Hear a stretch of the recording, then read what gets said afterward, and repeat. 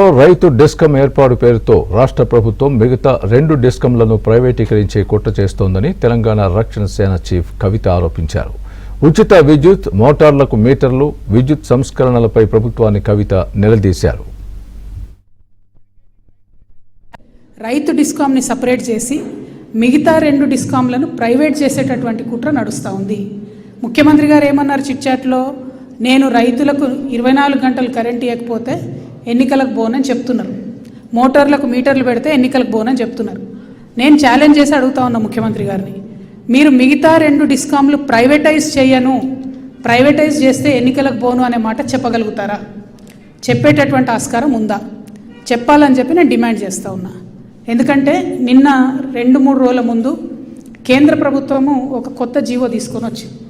జనరల్గా మనం renewable energy, solar ఎనర్జీని పెద్ద ఎత్తున దేశమంతా కూడా పెంచుతున్నటువంటి సందర్భంలో బ్యాటరీలు ఏవైతే ఉంటాయో, సోలార్ ప్యానెల్స్కి బ్యాటరీస్ ఏవైతే ఉంటాయో అవి తయారు చేసేటటువంటి పరిస్థితి ఇండియాలో చాలా తక్కువ కంపెనీస్ దగ్గర ఉంది. 1-2 కంపెనీస్, ఒకటి రిలయన్స్ దగ్గర, ఇంకోటి అంబానీకి ఉన్నటువంటి కంపెనీ దగ్గర మాత్రమే ఆ కెపాసిటీ ఉంది. మిగతా small and medium scale industries ఎవరైతే సోలార్ ప్యానెల్స్ తయారు చేస్తారో, సోలార్ బ్యాటరీస్ తయారు చేస్తారో వాళ్ళంతా కూడా చైనా నుండి అవన్నిటిని కూడా తెచ్చుకొని అసెంబుల్ చేసి అమ్ముతూ ఉంటారు. మెజారిటీ బిజినెస్ వాళ్ళదే ఉంటుంది. సడన్గా నిన్న కేంద్ర ప్రభుత్వం ఏం చేసింది, 3 రోజుల కింద ఒక జీవో ఇచ్చి ఇండియాలో తయారయ్యే బ్యాటరీలు ఉన్నటువంటి కంపెనీలు మాత్రమే ఇక్కడ సోలార్ ప్యానెల్స్ తయారు చేయాలి అని చెప్పి ఒక జీవో ఇచ్చి కరెక్ట్ 5 రోజులు టైం ఇచ్చింది.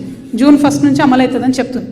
అంటే ఈ చర్చ అంతా ఎందుకు జరుగుతుందంటే, ఎప్పుడైతే రైతుల ఆనాడు ఉద్యమం చేసినప్పుడు ఎలక్ట్రిసిటీ రెగ్యులేషన్స్ ఈ దేశంలో బిల్ ఆగిపోయిందో దాన్ని తిరిగి తీసుకొచ్చేటటువంటి కుట్ర కేంద్ర రాష్ట్ర ప్రభుత్వాలు 2 కలిపి చేస్తున్నాయి.